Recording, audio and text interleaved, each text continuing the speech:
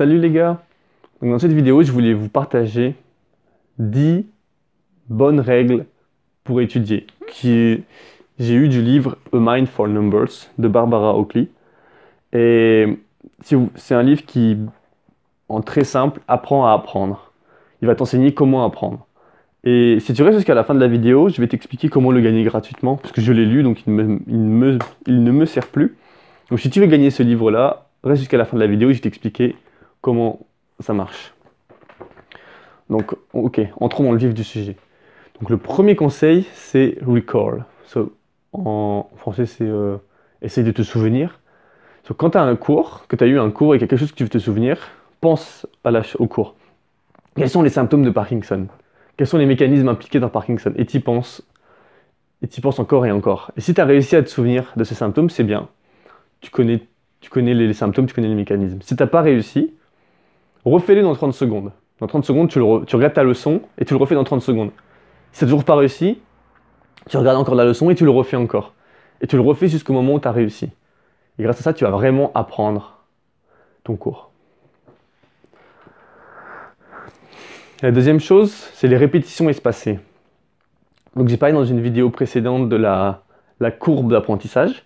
En fait, on oublie très rapidement ce qu'on apprend. Donc ce qu'il faut, c'est se répéter les choses après 1 heure, après 4 heures, après une journée, après 3 jours, après une semaine. Et si tu fais ça, tu vas être capable d'apprendre plus efficacement tes cours et ce que tu veux apprendre. La troisième chose, c'est la diversification de tes méthodes d'apprentissage. En très simple, si tu passes une journée à apprendre juste en essayant de te rappeler ton cours, tu vas être capot, tu vas pas réussir à te concentrer toute la matinée, toute la journée sur 2 jours. Ce que tu peux faire à la place, c'est passer 2 heures à essayer de te souvenir de ce cours, et après, tu peux passer 1 heure à faire des flashcards, ou à te poser des questions sur un cours, ou à poser des questions avec ton partenaire de travail. Ça peut vraiment t'aider à diversifier, du coup à apprendre de différentes façons le même cours. La quatrième chose, c'est de oser faire des pauses et faire de l'exercice, faire du sport, ou faire des siestes. Parce que au moment où si tu as beaucoup travaillé, tu vas être vraiment fatigué mentalement, et si tu n'arrives plus à te concentrer, ça vaut pas le coup de continuer. C'est mieux de s'arrêter, de faire autre chose. Donc ça peut être de faire une pause qui n'a rien à voir, ou aller faire du sport. Pourquoi faire du sport? Parce que déjà ça permet de changer l'esprit, et ça permet aux neurones de mieux se souvenir ce que tu viens d'apprendre. Ça va permettre de construire les chemins neuronaux pour ce que tu viens d'apprendre. Ça marche aussi quand tu fais une sieste.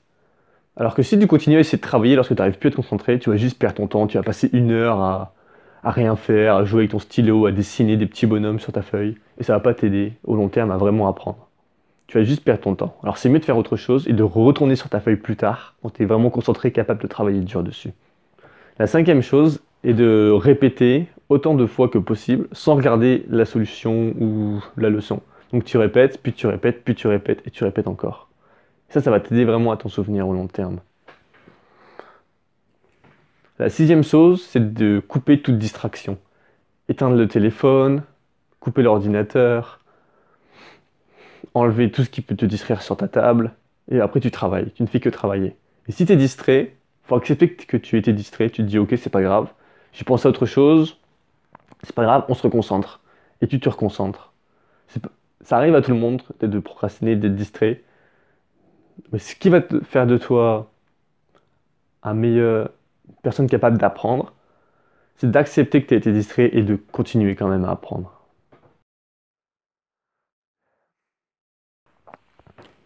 La septième chose, c'est d'avoir un bon partenaire de travail. Un bon partenaire de travail, c'est quelqu'un avec qui tu vas pouvoir apprendre efficacement, apprendre de nouvelles choses et qui va te motiver à apprendre. C'est un partenaire qui, lorsque tu commences à perdre de la motivation et à être un peu en mode «Ah, j'ai plus envie d'apprendre», qui va te dire «Cyprien, on va continuer à apprendre, encore pendant une demi-heure». Et du coup, tu vas hop, regagner de la concentration et tu vas commencer à travailler. La huitième chose, c'est d'être capable de faire des problèmes complexes apparaître simples. Donc si un problème très compliqué, tu es capable de l'expliquer à un enfant de 10 ans d'une façon simple, ça veut dire que tu l'as vraiment compris. Si tu n'es pas capable, c'est que tu n'as pas compris ce complexe-là. ce problème-là. Le neuvième bonne règle, c'est de... En anglais, ils disent « eat your frogs first ». C'est de faire ta tâche la plus difficile en premier. Donc le cours que tu connais le moins, tu commences par lui lorsque tu commences à travailler le matin. Ou quand tu commences en début d'après-midi, peu importe. Tu commences par ce cours et tu te donnes vraiment à 100% dedans. Quand tu auras fini ce cours-là, tu auras l'impression que tu as vraiment fait le plus dur du travail et que le reste que tu vas devoir faire, ça va être du gâteau. Et le dernier conseil, c'est de ne pas multitâche. Lorsque tu veux apprendre quelque chose, juste apprends cette chose-là. Passe pas un coup de fil en même temps, écris pas un email ou quoi que ce soit. Sinon, tu vas juste perdre ton temps. Et ce que tu peux aussi faire, par exemple, c'est utiliser la méthode Pomodoro, qui consiste à travailler dur pendant 25 minutes pour apprendre quelque chose, et après, pendant 5 minutes, t'autoriser à faire ce que tu veux. Donc j'espère que cette vidéo, elle t'a aidé, et que ça t'a donné des bons conseils, et que ça t'a donné envie de lire ce livre. Il y a plein d'autres conseils comme ça dedans. Bon, là, je l'ai en anglais, mais c'est pas très compliqué à lire, en soi. Donc pour gagner ce livre, gratuitement que je vais t'envoyer, ce que tu dois faire, c'est partager la vidéo, mettre un like, t'abonner à la chaîne, et juste commenter en dessous, genre c'est fait, ou me donner un petit feedback sur la vidéo ou quoi que ce soit, mais juste commenter. Et dans une semaine, je vais informer le gagnant dans une autre vidéo, et je vais juste lui demander de m'envoyer en privé son adresse, et je vais lui envoyer le livre A Mind for Numbers. Donc merci d'avoir regardé cette vidéo, j'espère que ça t'a donné des bons conseils pour apprendre, on va dire, pour mieux apprendre. Si tu as aimé cette vidéo, mets-moi un like, abonne-toi, n'hésite pas à la partager à des amis à toi si tu penses que ça peut les aider. Et je te dis à bientôt dans une prochaine vidéo. Ciao.